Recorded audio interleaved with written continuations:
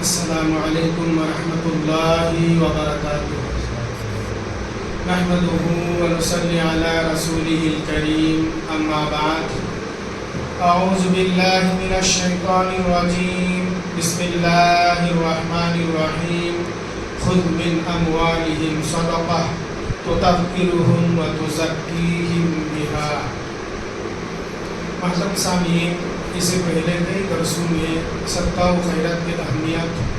صدقہ و خیرات کی فضائل، صدقہ و خیرات کی طریقے اور صدقہ و خیرات کے اجر و ثواب کو ضائع کر دینے والے کچھ امور، ان ساری چیزوں کے بارے میں تفصیل کے ساتھ ذکر کیا گیا ہے۔ محترم سامعین، اب انشاءاللہ زکوٰۃ کے بارے میں کچھ باتیں رکھی جائیں گی۔ محترم سامعین، لفظ زکوٰۃ عربی زبان میں پاکیزگی، زیادتی اور برکت سے استعمال کیا جاتا ہے، اور یہ شریعت میں ایک خاص معلوم کے ایک حصہ کو زکوٰۃ کہا جاتا ہے جو خاص لوگوں کو دیا جاتا ہے۔ اور زکوٰۃ کو زکوٰۃ اس لیے کہا جاتا ہے کہ اسے دینے والے کی نفس کی تزکیہ ہوتے ہیں۔ اور یہ بھی ہمیں اور آپ کو جان لینا چاہیے کہ قرآن اور احادیث میں زکوٰۃ کو صدقہ کے لفظ میں بھی استعمال کیا گیا ہے،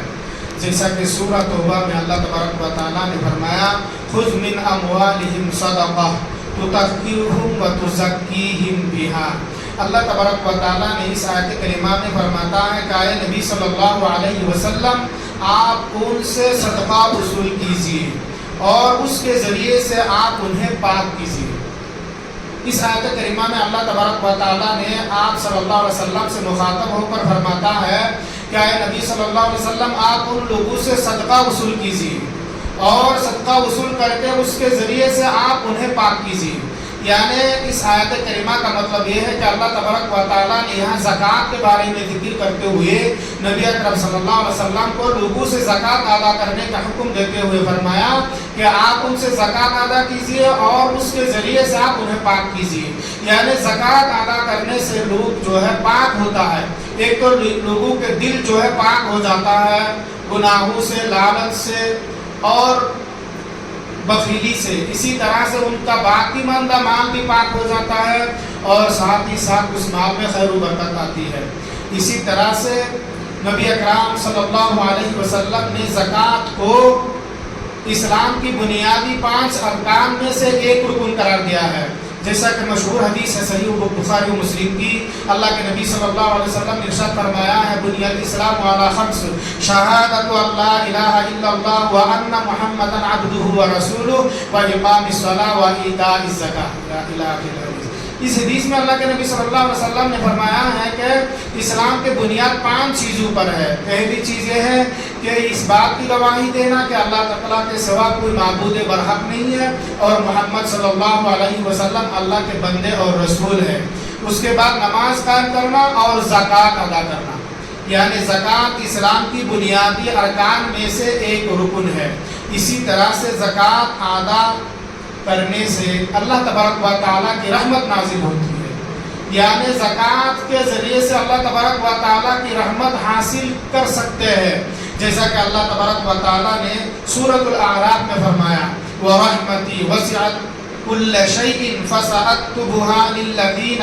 يَتَّقُونَ وَيُؤْتُونَ الزَّكَاةَ۔ اللہ تبارک و تعالیٰ نے اس آیت کریمہ میں فرماتا ہے کہ اور میری رحمت تو ہر چیز کو گھرے ہوئے ہے، اور میں اپنی رحمت ان لوگوں کے لیے لکھ دوں گا جو گناہوں سے اور شرک سے بچتے رہتے ہیں اور زکوٰۃ ادا کرتے ہیں۔ اللہ تبارک و تعالیٰ نے اس آیت کریمہ میں فرماتا ہے کہ اللہ تبارک و تعالیٰ کی رحمت ہر چیز کو گھیرے ہوئے ہے،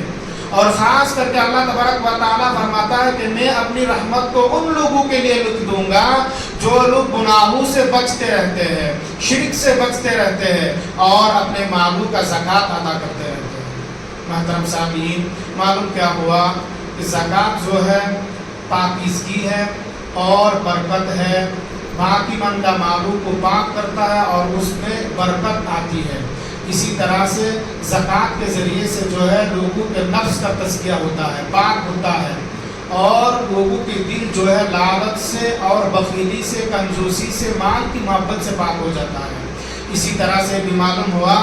کہ زکوٰۃ اسلام کی بنیادی 5 ارکان میں سے ایک رکن ہے، اور یہ بھی معلوم ہوا کہ جو لوگ زکوٰۃ ادا کرتے رہتے ہیں اللہ تبارک و تعالیٰ ان پر اپنی رحمت نازل کرتے ہیں۔ لہٰذا ہمیں اور آپ کو چاہیے کہ ہم میں سے جن لوگوں پر زکوٰۃ فرض ہو چکا ہے وہ اپنے مال کے زکوٰۃ ادا کرے۔ اللہ تبارک و تعالیٰ سے دعا ہے کہ اللہ تعالیٰ ہم تمام کو اپنے مالوں کی صحیح زکوٰۃ ادا کرنے کی توفیق عطا فرمائے۔ اللہ